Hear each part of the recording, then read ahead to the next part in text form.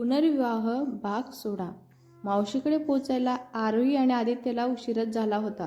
दिवे लागण्याची वेळ झाली होती. लक्ष्मीनारायण आले म्हणून मावशीने दोघांवरून भाकरचा तुकडा वरून टाकला होता आणि औक्षण करून आत घेतले. दोघांच्याही चेहऱ्यांवर आईला बघून आनंद झाला होता. आरोही आणि आदित्यने सगळ्यांना वाकून नमस्कार केला व फ्रेश व्हायला आतमध्ये निघून गेला. इकडे वरद 2 दिवसातच केलेली सगळी मजा मस्ती घरच्यांना रंगून रंगून सांगू लागला होता. सगळे त्यांच्या गोष्टीमधून फिरून आले. इतका वेळ गाडी चालवून आदित्यची कंबर लागली होती, त्यामुळे तो थोडा वेळ बेडवर आडवा झाला. आरोही फ्रेश होऊन मावशीला किचनमध्ये मदत करायला जातच होती. तितक्यातच आरोही, 1 कप चहा देशील का गं, असे आदित्यने तिला विचारले होते.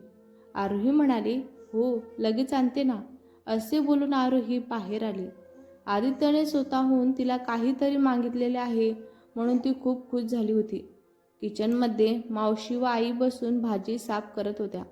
आरोहीने तिथे येऊन चहाचे भांडे कुठे आहे म्हणून विचारत होती. तशा विचारताच मावशी म्हणाली, अगं आता कुणाला चहा हवाय, असे विचारले तेव्हा आरोहीने लाजून यांना हवा होता असे उत्तर दिले व चहा बनवायला घेतला. तिच्या लाजण्याने दोघीही हसू लागल्या. एकीकडे चहा व दुसरीकडे स्वयंपाकाची तयारी ती करू लागली होती. चहा तयार झाल्यावर तो घेऊन आदित्यच्या खोलीत गेली. त्या खोलीत गेली तेव्हा बघते तर काय, आदित्य एकदम गाढ झोपेत झोपलेला होता. आता त्याला उठू नको हा प्रश्न आरोहीला पडलेलाच होता. कितीतरी वेळ झोपलेल्या आदित्यला निरखत उभी होती. सगळ्यांसाठी धडपड करणारा, सगळ्यांचं मन जपताना स्वतःला त्रास करून घेणाऱ्या आदित्यबद्दल तिला भावना दाटून आलेल्याच होत्या.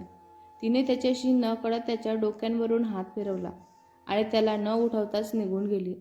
इकडं मावशीने भाजी फोडणी दिलेलीच होती. मग आरोहीने जाऊन पटापटा कुकर लावला व चपात्या पीठ मळायला घेतले. एकीकडे कांदा भजी व पापडही तळायला घेतले होते. मावशीने दुपारीच श्रीखंड तयार केलेले ठेवलेले होते. सगळं जेवण तयार झालेलं होतं. आरोहीला जाऊन आदित्यला बोलून आणायला सांगितलेलं होतं. गाढ झोपलेल्या आदित्यला उठवायचे तिच्या जीवावर आलेले होते. त्याला उठू नये तिला असं वाटत होतं, परंतु उपाशी कसे झोपत ठेवायचे म्हणून तिने नाईलाजाने त्याला हलवून उठवले.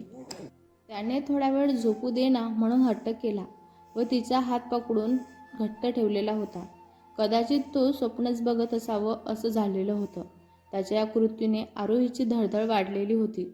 तिने कसेबसे त्याला उठवले व त्याच्या हातातून आपला हात सोडवून घेतला. जेवायला बाहेर या असे सांगत धावतच बाहेर निघून गेली. आदित्यलाही त्याच्या कृतीने लाजल्यासारखेच झाले होते. तोंडांवर पाणी मारून तो जेवायला बाहेर जाताना तेथेच ठेवलेला चहाचा कप त्याला दिसला. आदित्य मनातच म्हणाला, बिचारीने आपल्यासाठी चहा आणला आणि आपण मात्र न पिता झोपलो.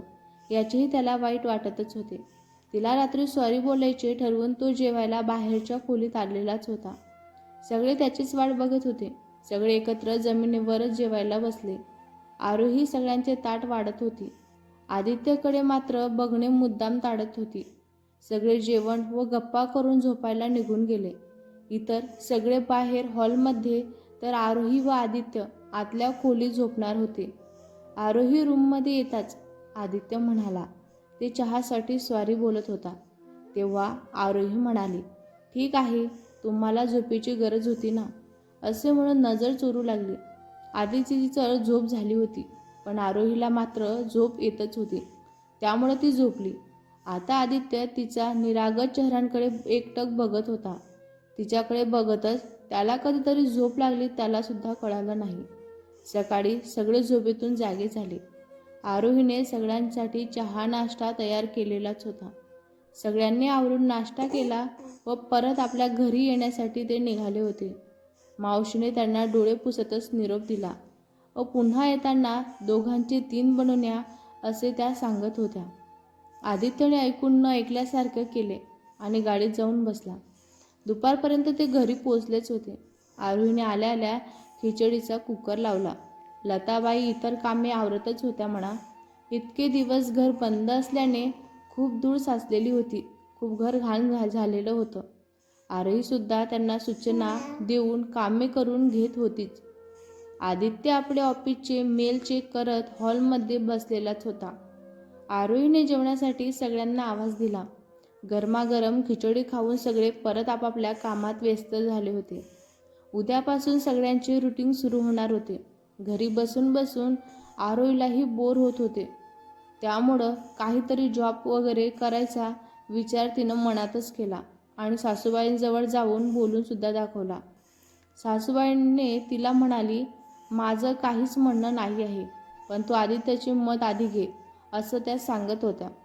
आरोहीला त्यांच्यासमोर जायचे म्हणजे खूप हिंमत एकवटून जावे लागत होते. तरीही रात्री या विषयांवर बोलायचे म्हणून तिनं ठरवून ठेवलेलं होतं व बाहेर झाडांना पाणी द्यायला निघून गेली. रात्री सगळं लवकरच आवरून आरोही खोलीत गेली. आदित्य त्याच्या कामात बिझी होता.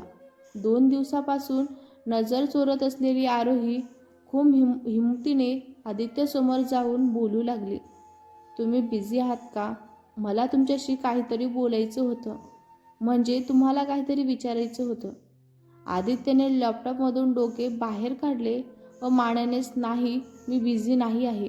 बोल, तुला काय बोलायचे आहे? तो तिच्याकडे वळून तिला म्हणाला होता. आरोही म्हणाली, मला असं वाटत होतं की, म्हणजे मला हे विचारायचं होतं की. कसं विचारावं ते आरोहीला काही कळत नव्हतं. तिचा तो गोंधळ बघून आदित्यला हसू येत होतं, परंतु तिला वाईट वाटेल म्हणून त्याने तिला आरामात बसून बोल असा तो म्हणत होता. आता ती बऱ्यापैकी रिलॅक्स झाली होती व पुढं बोलू लागली. हे बघा, आपल्याकडे जवळपास सगळ्या कामांसाठी बायका आहेतच. मी फक्त जेवण बनवते, बाकी मला काहीच काम नाहीत ना.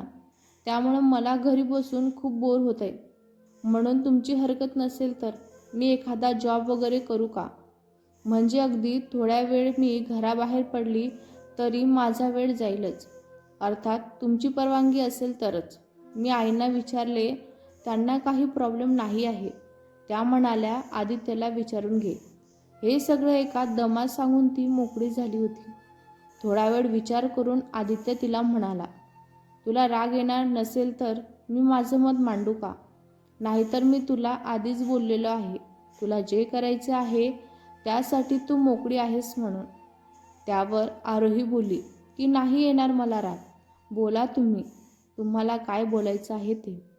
आदित्यने शांतपणे बोलायला सुरुवात केली. हे बघ आरोही, तू जॉब वगैरे पैशांसाठी करत असशील तर त्याची तुला किंवा या घराला काहीच गरज नाही आहे.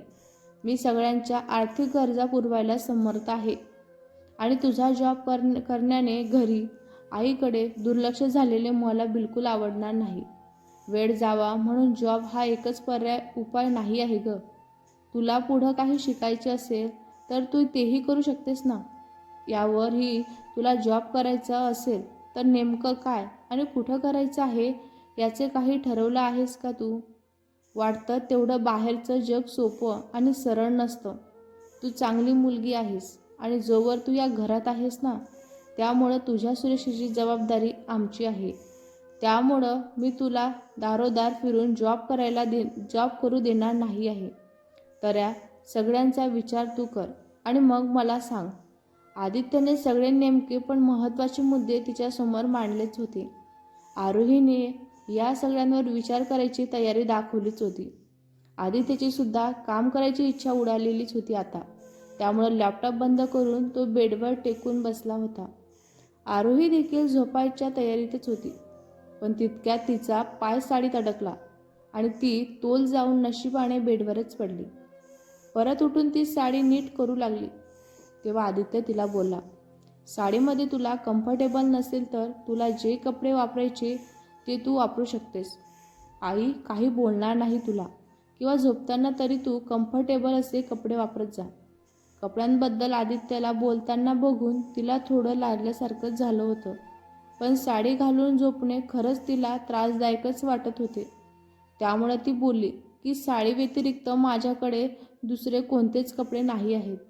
तेव्हा आदित्य तिला बोलला, मग इतके दिवस तू सगळ्यांसोबत शॉपिंगला गेलीस ना, तेव्हा का नाही घेतलीस मग तू? तिच्याकडे काहीच उत्तर नव्हते. त्यामुळे ती गप्प बसली. परत आदित्य तिला बोलला, ठीक आहे, परवा रविवार आहे, तेव्हा जाऊया आपण शॉपिंगला. मग तुला हवे तसे कपडे तू घे, तुला जे घ्यायचे आहे तू घेऊ शकतेस. आदित्यचा समजूतदारपणा बघून तिला त्याचा खूप अभिमान वाटत होता. त्याला थँक्स बोलून तीही बेडवर येऊन बसली. आदित्य त्याच्या आवडीचे गाणे ऐकत बसलेला होता आणि आरोही पिकनिकचे फोटो बघण्यात रमलेलीच होती. भेटूया पुढच्या भागात. हा भाग तुम्हाला कसा वाटला कमेंट करून नक्की सांगा. व्हिडिओ आवडला असल्यास लाईक करा, शेअर करा. नवीन असाल तर चॅनलला सबस्क्राईब करा. धन्यवाद.